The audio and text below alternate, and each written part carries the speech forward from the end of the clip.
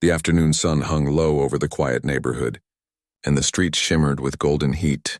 Malik rode his bicycle down the cracked sidewalk, humming softly to himself. He had promised his mom he'd be quick, just a carton of milk and a loaf of bread from the corner store. His curly hair peeked out from beneath his helmet, and the small backpack on his shoulders bounced with every turn of the pedals. At that same moment, Officer Harrington was sitting in his patrol car a few blocks away. Scrolling through his phone between routine calls, the dispatch radio suddenly crackled. A possible suspicious youth riding fast through the area. Harrington sighed, glanced at the clock, and muttered, "Let's check it out." He wasn't in a bad mood exactly, but the long day had worn on him. He started the engine and rolled down the street. When Malik saw the flashing lights, he slowed down and pulled to the curb. His mother had taught him what to do: keep calm, keep polite, and keep both hands visible. Harrington stepped out tall and broad, sunglasses hiding his expression. "Hey there, kid," he called. "Where are you heading in such a hurry?" "To the store, sir," Malik replied quietly. "My mom asked me to get bread and milk." The officer nodded slowly, pretending to study him. "You live around here?" "Yes, sir," Malik answered. "Just down the block." Harrington crossed his arms. "And your folks at home?" "My mom's home," Malik said. "My dad's away. He's in Special Forces." That word, Special Forces, made Harrington pause. Then, almost unconsciously, he let out a short laugh. "Special Forces, huh? Like a secret agent or something?" Malik didn't smile. He shook his head gently. "No, sir. He's really in the military. He trains with his team a lot."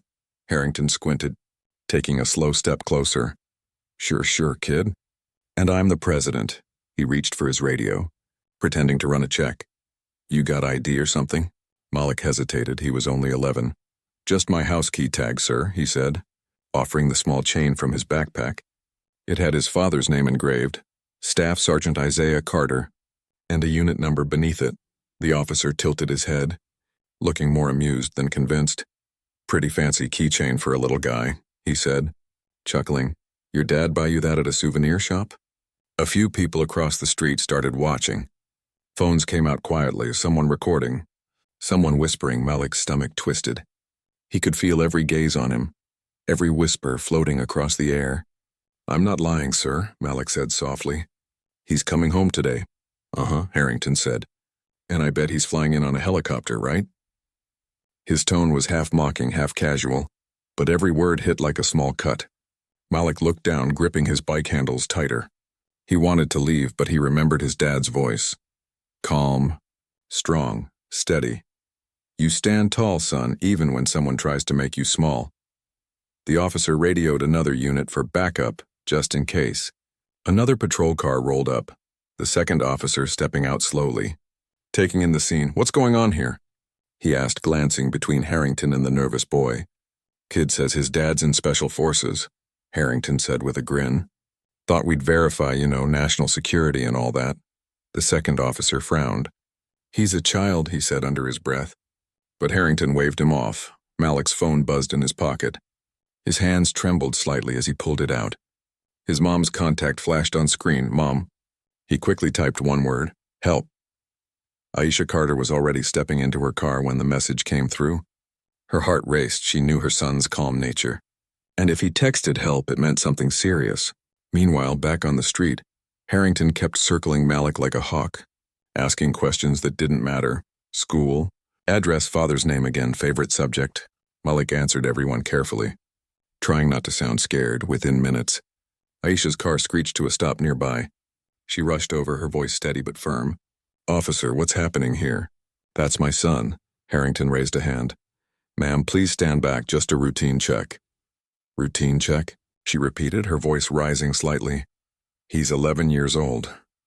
"Then you should teach him not to make up stories," Harrington said lightly. "Apparently his dad's some kind of commando." Aisha's eyes narrowed. "He is," she said, her tone sharp now. "And you're about to find out?" Malik exhaled slowly, watching the flash of determination in his mother's eyes.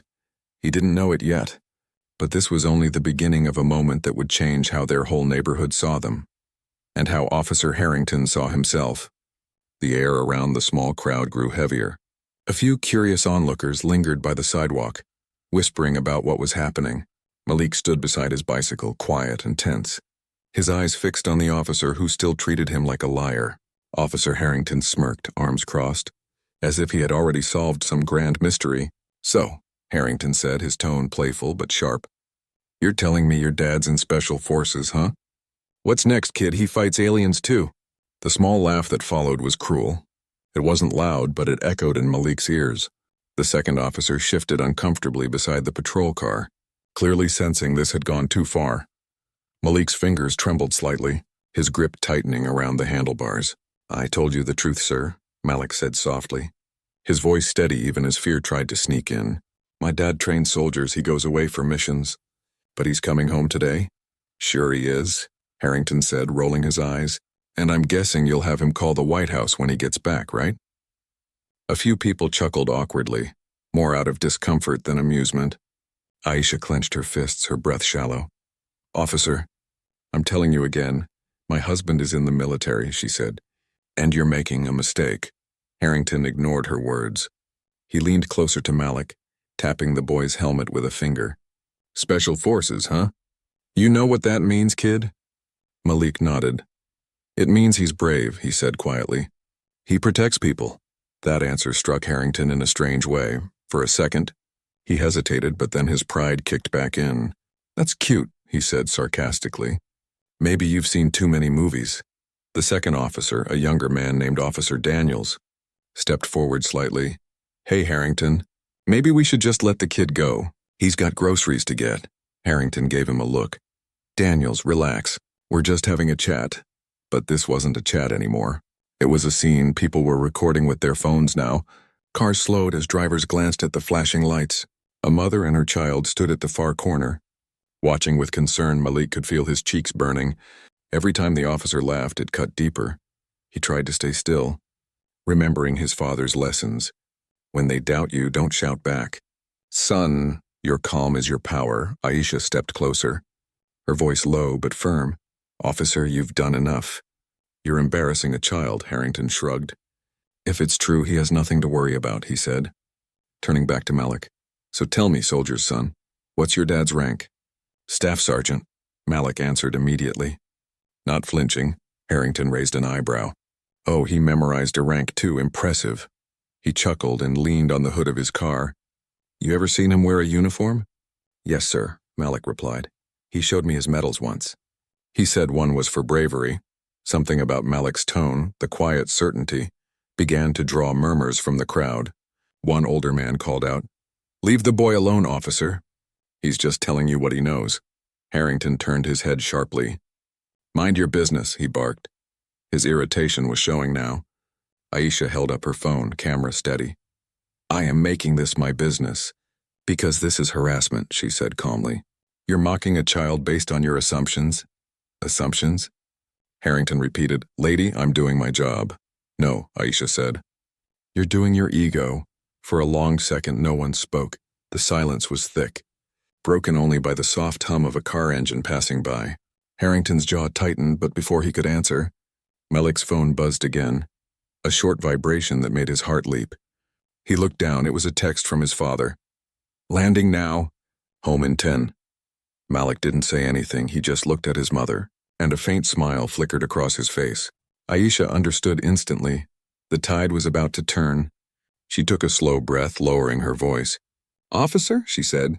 "I suggest you wait before you keep making jokes." Harrington frowned. "Why's that?" "Because my husband's almost here," she said simply. Harrington laughed again, trying to sound amused, but his confidence faltered slightly. "Oh, really?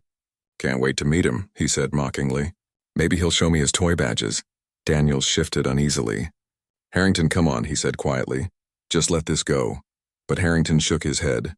"Now we've gone this far, let's finish this." Malik looked away, focusing on the sound of an approaching vehicle in the distance, a deep rumble, strong, steady, familiar.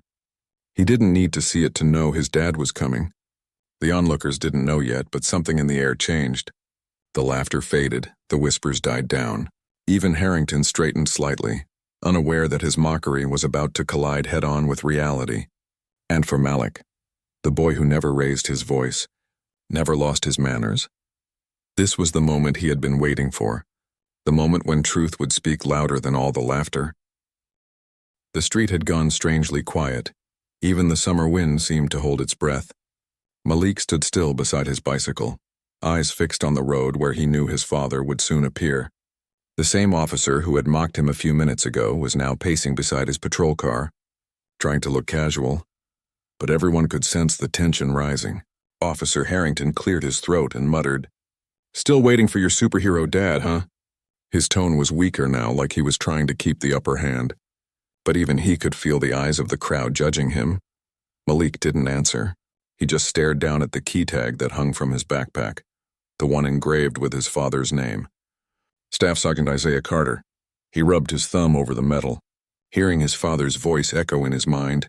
"Son, strength doesn't always mean fighting back. Sometimes it means standing tall when someone tries to push you down." Aisha stood beside her son, silent but firm. Her phone camera was still recording. She didn't shout, didn't argue. Her calm presence was louder than anger could ever be. A mother's strength was her silence and her certainty. A few neighbors had gathered now, standing by mailboxes and sidewalks. Mr. Lopez, the man from down the block, spoke up again. "Officer, that boy's father runs every morning in army gear. I've seen him. Maybe you should stop talking and start believing." Harrington shot him a glare. "Sir, stay on the sidewalk, please," he said curtly. But his voice carried less authority now. Malik's bicycle chain clicked softly as the back wheel turned under his hand. A nervous habit, he wasn't scared anymore. He was focused. Every second brought him closer to the moment he'd prove the truth. The second officer, Daniels, leaned against his car door, shaking his head slightly. "You really think the kid's lying?" he asked Harrington quietly. "He doesn't look like it." Harrington shrugged, forcing a laugh. "I've heard it all, Daniels. You give people a story and they'll turn it into a movie." But even as he said it, he kept glancing down the road. Something about Malik's calmness bothered him. This wasn't the behavior of a scared kid making up tales. This was someone who knew the truth would arrive any minute. Malik felt his heart beating faster, not from fear but anticipation. He thought of all the times his father had told him to be patient. "Special forces don't panic, Malik. We observe, we breathe. We wait." That lesson played in his head now, and for the first time he understood what it truly meant. Aisha looked at her son and smiled gently. "You okay, baby?" "Yes, Mom," Malik said softly. "Dad will be here soon." A car drove past slowly, the driver lowering the window to see what was happening. Someone whispered, "That's the Carter boy. They're bothering him again." Word was spreading fast. People were beginning to see what this really was. Not a routine check, but a moment of disrespect unfolding in plain sight. Harrington ran a hand over his short hair, irritation mixing with discomfort. "Look, lady, I don't know what game you're playing." But before he could finish, Malik turned his gaze up at him, eyes sharp and steady. "It's not a game, sir," he said quietly. "It's my life." The sentence was so simple, so pure, that even Daniels looked at the boy in surprise. Harrington opened his mouth to reply, but nothing came out.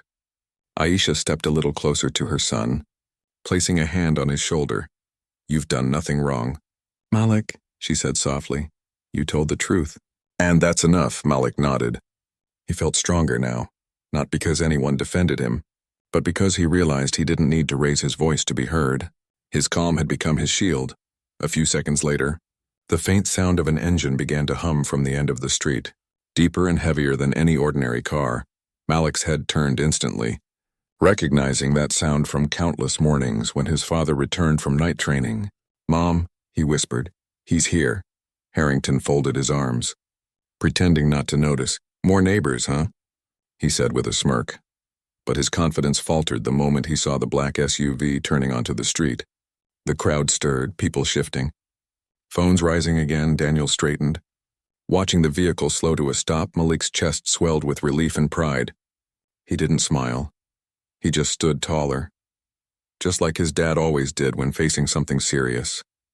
The SUV door opened with a smooth, heavy click. Two men stepped out, one in civilian clothes, tall, muscular, carrying the quiet authority of someone used to command. The other, younger and fatigued, Aisha whispered under her breath. "There he is," her eyes softening with relief and strength. Harrington's smirk faded. He tried to hide his unease. "Stay back," he called out automatically. His voice unsure now, but Malik didn't move. His small hands gripped the handlebars tighter. His father's gaze had already found him, that calm, steady look that said everything would be fine. For Malik, this wasn't just rescue, and it was proof. The truth had arrived, and it walked like a soldier. And as the crowd shifted, the officer who had mocked him would soon learn what real strength looked like. Not in the form of a weapon, but in the quiet courage of a boy who never lost his calm. The black SUV rolled to a smooth stop right in front of the patrol cars. The deep growl of the engine faded, and for a few seconds no one moved. The only sounds were the soft clicks of recording phones and the steady hum of the streetlights. Malik's breath caught in his chest, his heart raced not from fear anymore, but from a feeling he could barely describe. Relief, pride, and justice all at once.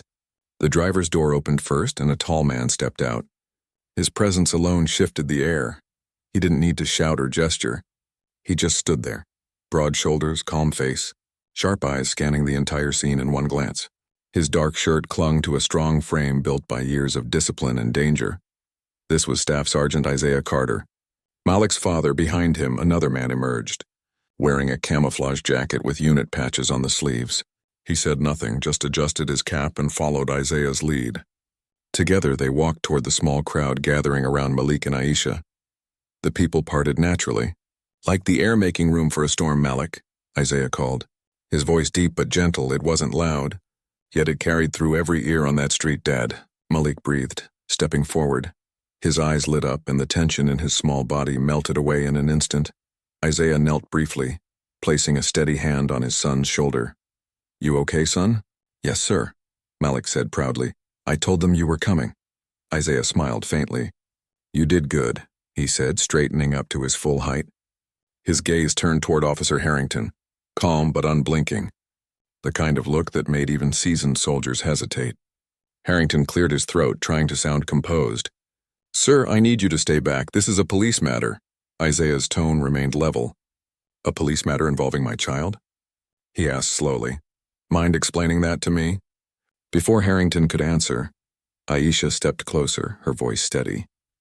He stopped Malik for no reason, mocked him when he told the truth, and kept him here like a suspect. Isaiah's expression didn't change, but his eyes sharpened. "Is that right?" The second officer, Daniels, shifted awkwardly. "Sergeant Carter, right?" "We didn't know." Isaiah turned to him. "So you did run my name?" Daniels nodded slightly. "The boy mentioned Special Forces, sir. Officer Harrington thought he was lying," Isaiah finished calmly. "Because what? He's a kid? Or because of what he looks like?" Harrington straightened, defensive now. "Hey, watch it, I was just doing my job." "Your job?" Isaiah repeated, his voice still even but carrying weight. "Your job is to protect, not humiliate." For a moment, no one spoke. The crowd had grown larger, several people recording, even from across the street. The tension thickened as Isaiah reached into his jacket pocket. Pulling out a small leather case, he flipped it open, revealing his military ID, crisp, official and unmistakable. Staff Sergeant Isaiah Carter, U.S. Army Special Forces, he said clearly. "This is not a game, officer." Daniels's face went pale. He took a respectful step back. Harrington's smirk vanished completely. His jaw tightened, but words refused to come. Isaiah's teammate took out his own credentials too, handing them quietly to Daniels. "We just returned from Fort Bragg this morning," he said in a low tone. "You might want to check the base log if you think this is fake." The reality of the situation began to settle like a heavy blanket. The same officer who had mocked Malik's story now stood frozen. Face red with embarrassment, Aisha crossed her arms. "So, officer," she said, "still think he's making up stories?" Harrington's voice faltered. "Ma'am, I didn't mean—" Isaiah raised a hand gently. "Save it," he said. "My concern isn't your pride. It's how my son was treated. You humiliated a child who did nothing wrong." The second officer stepped forward, trying to de-escalate. "Sergeant, please. I'll make sure this gets reported." Isaiah looked at him, then nodded once. "That's all I need to hear." He turned to Malik again. "You all right?" Malik nodded. "I stayed calm like you taught me." "Dad," that line hit everyone around them. Soft but powerful. Harrington looked down, guilt flickering across his face for the first time. A man from the crowd called out, "That boy handled it better than the officer." Isaiah turned slightly toward the voice and gave a polite nod. "He's a Carter." he said simply. We don't break when someone doubts us. He placed a protective arm around Malik's shoulder, guiding him toward Aisha. Let's go home, he said gently. You did everything right. But before they could leave, Daniel spoke up. Sergeant, could you give me your number? I'll make sure a report is filed correctly, you have my word. Isaiah nodded, exchanging details with quiet professionalism. Harrington stayed silent, his pride swallowed by the weight of the moment. As the Carters walked back toward their SUV, Malik turned once. Looking at the officer who had mocked him, there was no anger in his eyes. Just calm truth, he said quietly. Told you my dad was real. Sir Harrington said nothing. The crowd began to disperse, but everyone knew they had witnessed something unforgettable. A boy's quiet truth standing taller than a grown man's arrogance. And as the SUV doors closed and the engine started again, the reflection of the flashing lights faded, leaving behind only one lesson in the heavy silence. Never mistake calm for weakness.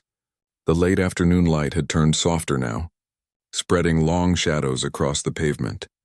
The tension in the air was thick but fragile, like a thread stretched too far. Officer Harrington stood frozen near his patrol car, his earlier confidence completely drained.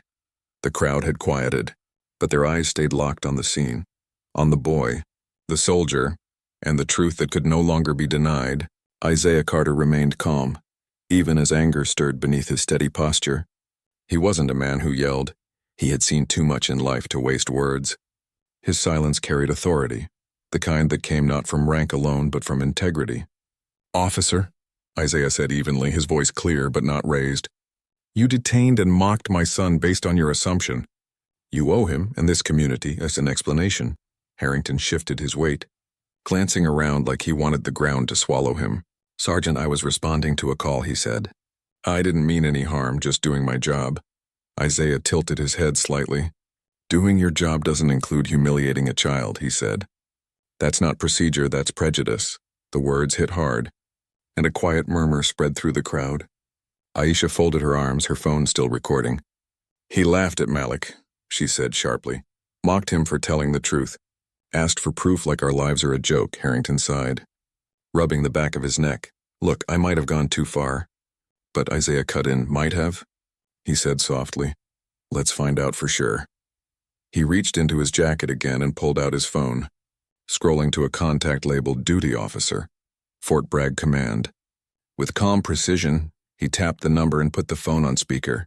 The line clicked and a firm voice answered. Fort Bragg Duty Office, Sergeant Wilson speaking. This is Staff Sergeant Isaiah Carter, Isaiah said. I'm off base at the moment, but I need you to confirm my status to local law enforcement. The voice on the other end didn't hesitate. Yes, Sergeant Carter, Special Forces Group. Returned from training rotation this morning. What's the issue? Isaiah glanced at Harrington, who now looked like a man caught between disbelief and regret. An officer here decided to question my identity and my son's truth, he said calmly. I'd appreciate it if you could clarify. The duty officer's tone grew sharper. Understood, sir. Who am I speaking to from the police department? Daniels stepped forward, swallowing nervously. Officer Daniels. Ma'am. Sir, he said. I can confirm Sergeant Carter's credentials appear legitimate. Not appear, Isaiah said quietly. Are legitimate? Yes, sir, Daniels said quickly. On the phone, the duty officer added, Sergeant Carter is fully active and cleared, and any interference with him or his family should be reported through proper channels. Isaiah ended the call. Pocketing his phone, his tone stayed composed. That's the protocol, he said, looking directly at Harrington. Verification through command, not public humiliation. The younger officer nodded in agreement. He's right, Harrington, he said quietly. You crossed the line. Harrington clenched his jaw, eyes downcast. Yeah, he muttered. Looks like I did. Isaiah stepped closer, but not in a threatening way. His voice softened. You wear that badge for a reason, he said. You're supposed to be the example, the protector. When you use it to mock, you break trust, and once trust is gone, the badge means nothing. Those words hung heavy in the air.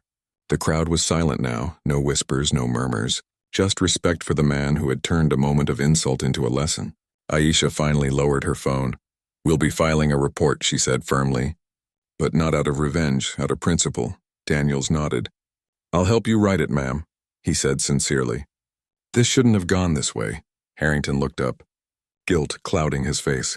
Sergeant Mrs. Carter, I'm sorry, he said awkwardly.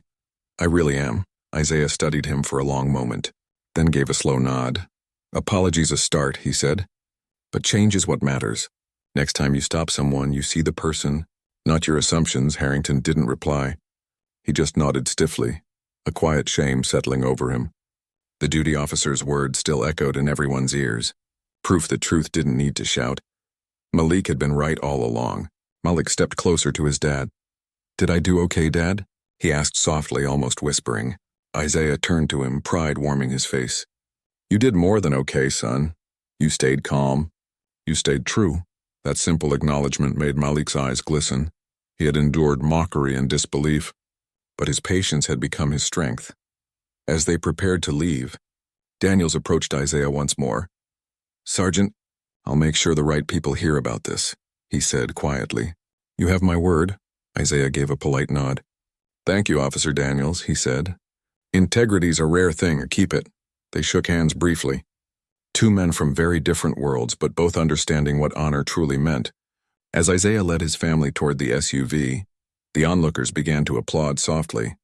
Not loud or theatrical, just a respectful sound of support. Malik glanced back one last time at the scene, the flashing lights now fading in the evening glow. He didn't feel angry anymore, he just felt proud. Proud of his dad, proud of his mom, proud of himself, and for Harrington, standing silently beside his patrol car. That moment would echo longer than any reprimand. The day he learned that truth needs no proof when it stands with quiet dignity. The sun dipped lower, painting the neighborhood in a golden haze. The flashing blue and red lights faded against the evening light, casting long reflections on the pavement. What had started as a small, tense confrontation was slowly turning into something deeper. A moment that would linger in every witness's memory. Officer Harrington stood still beside his patrol car. His earlier arrogance had melted away, replaced by a quiet heaviness that he couldn't shake. He had spent years on the job, priding himself on control, on command, on authority. But now, standing before a calm soldier and his brave family, he realized just how far he had strayed from the very values he was supposed to defend. Isaiah Carter didn't gloat. He didn't raise his voice or demand punishment. He simply stood tall, his presence alone commanding respect. The way he carried himself and controlled, disciplined, and focused spoke louder than any lecture. The second officer, Daniels, broke the silence first. Sergeant, I've called for the precinct sergeant, he said. He's on his way. I thought it'd be best to report this directly. Isaiah nodded. That's the right call, he said. His tone was neither forgiving nor harsh, just steady, like a man used to taking command of chaos without losing his composure. Aisha stayed close to Malik, her hand resting lightly on his shoulder.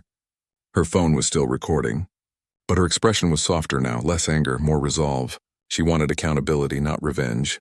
Malik stood silently between his parents, his eyes calm but thoughtful. The boy who had been mocked now seemed almost older, stronger, as if the experience had carved something lasting in him. 5 minutes later, a new car pulled up. The precinct sergeant, a seasoned officer named Grant, stepped out. His face was stern but not hostile. What's going on here?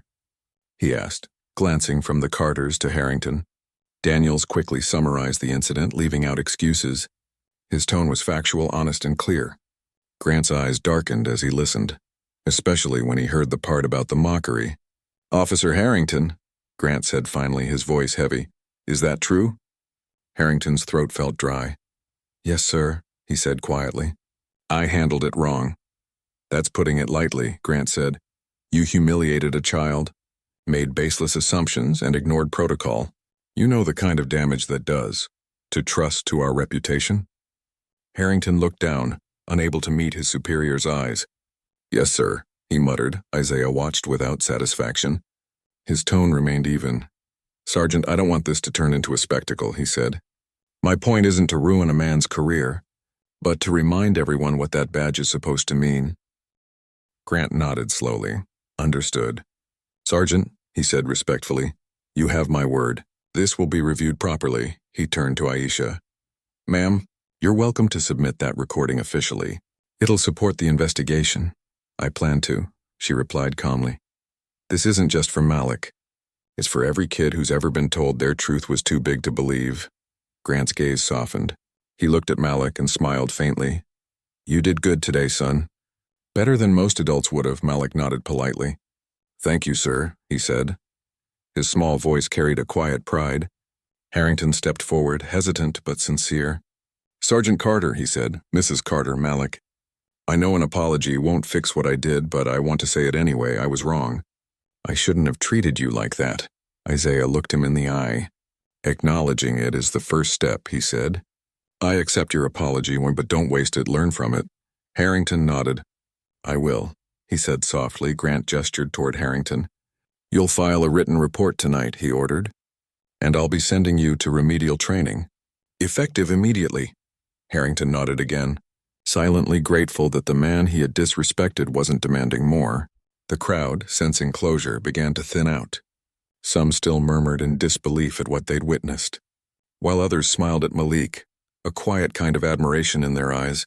Isaiah turned to Aisha and Malik, his tone gentle now. Let's go home, he said. We've proved enough for one day.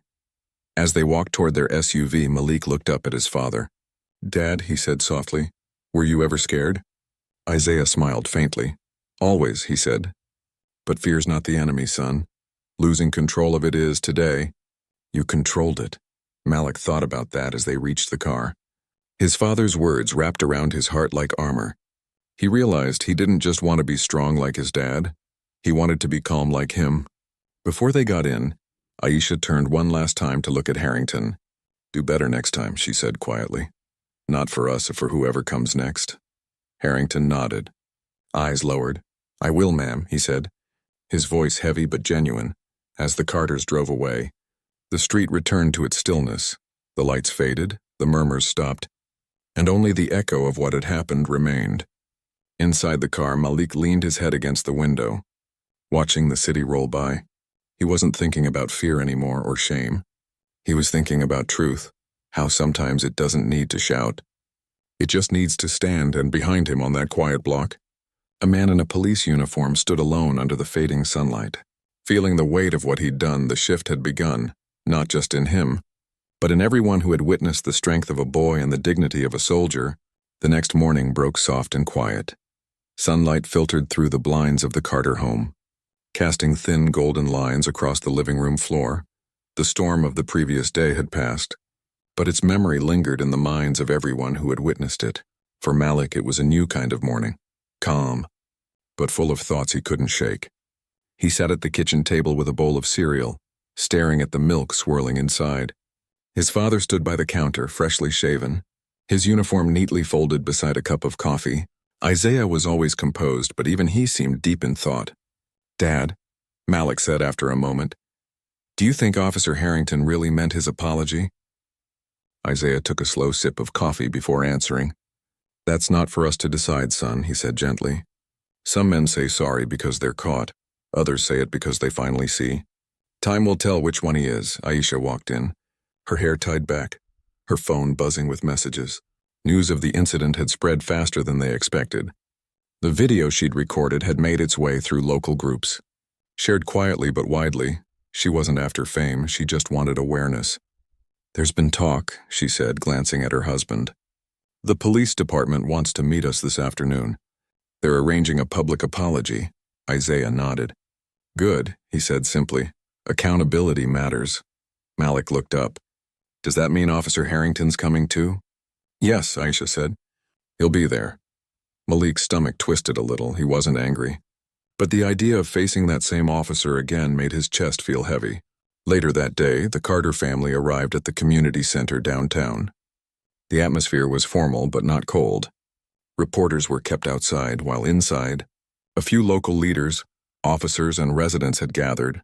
The air carried a strange mix of tension and respect.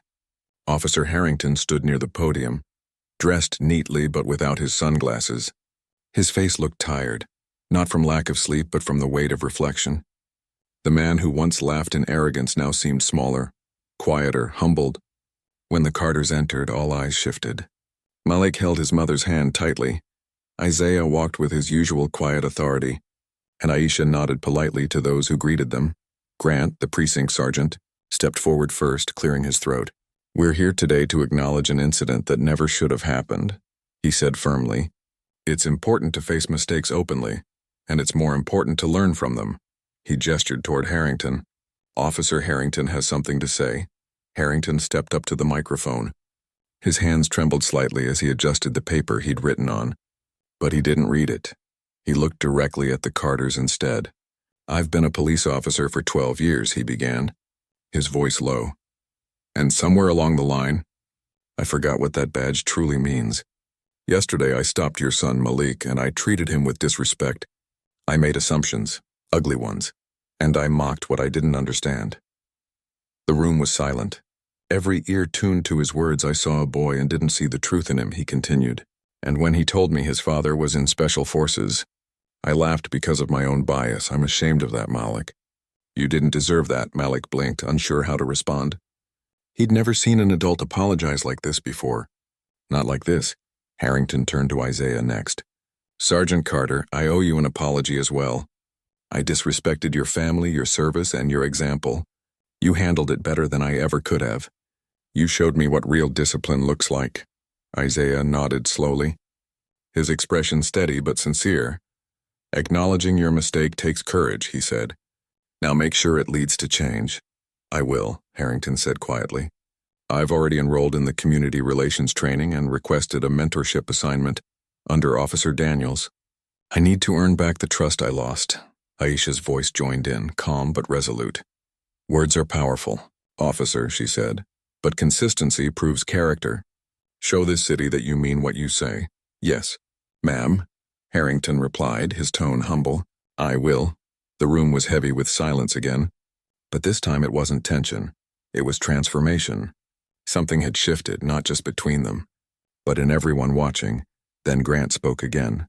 "In recognition of Malik's composure and courage, the department wishes to thank him publicly." He held up a certificate, simple but meaningful, for showing calm dignity and honesty in the face of adversity. Malik looked surprised. His parents smiled proudly as he stepped forward to accept it.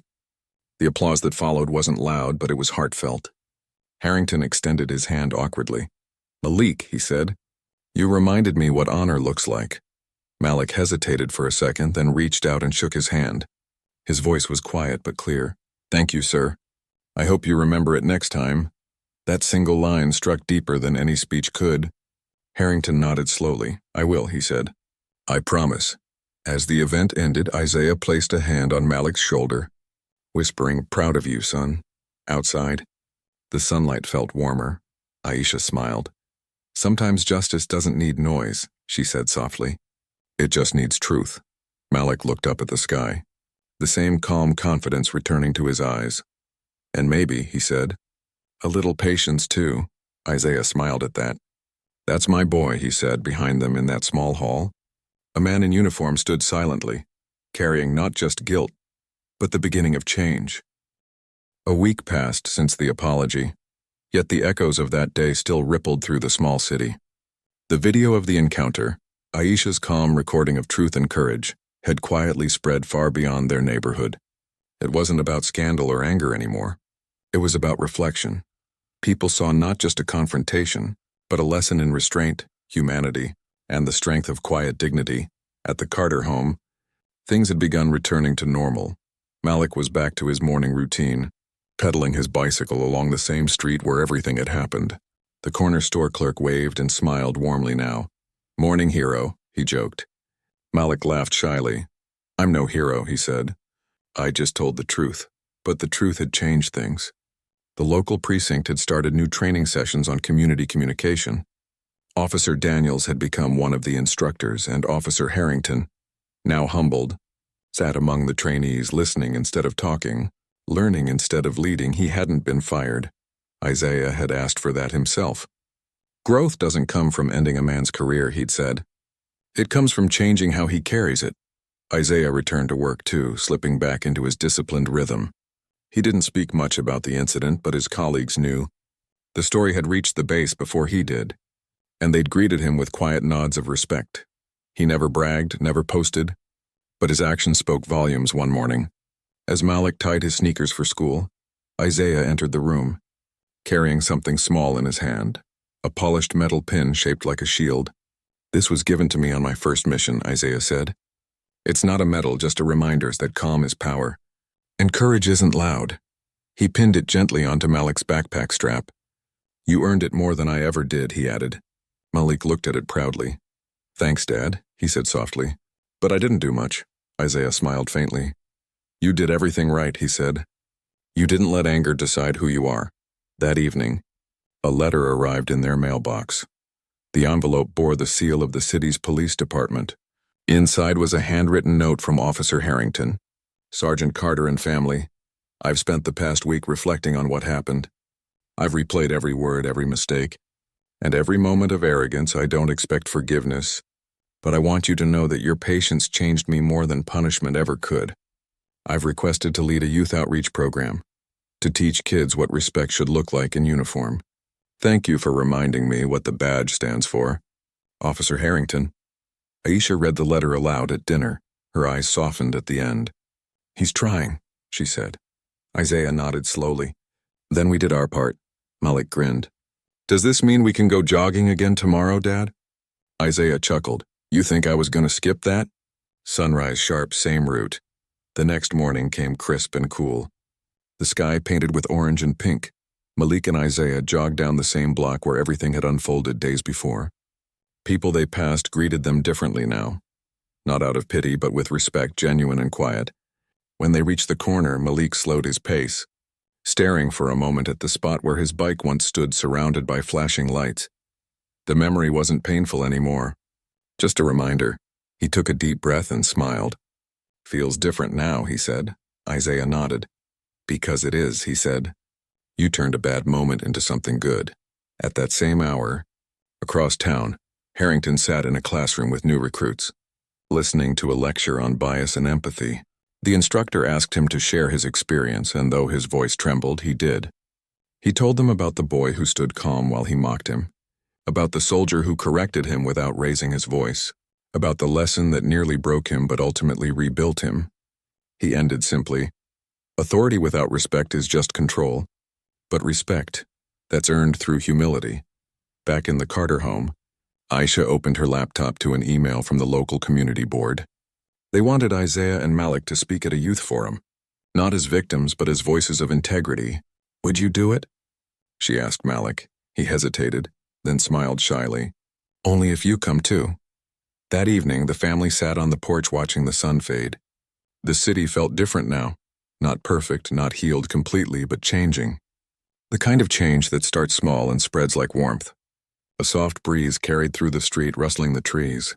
Isaiah placed his arm around Aisha and Malik. "You know what I've learned, son?" he said. "You can't control how people treat you, but you can always control how you respond." Malik leaned his head against his father's arm. "I think I finally get what you meant about calm being power." Isaiah smiled. "Good," he said, "because that lesson will carry you further than anger ever could." And as the night settled over the quiet street, the Carter family sat together, stronger than before. The world outside still had its flaws, its doubts, its divisions. But for one small family, and one humbled officer, things had begun to shift. Truth had spoken softly, but it had spoken enough.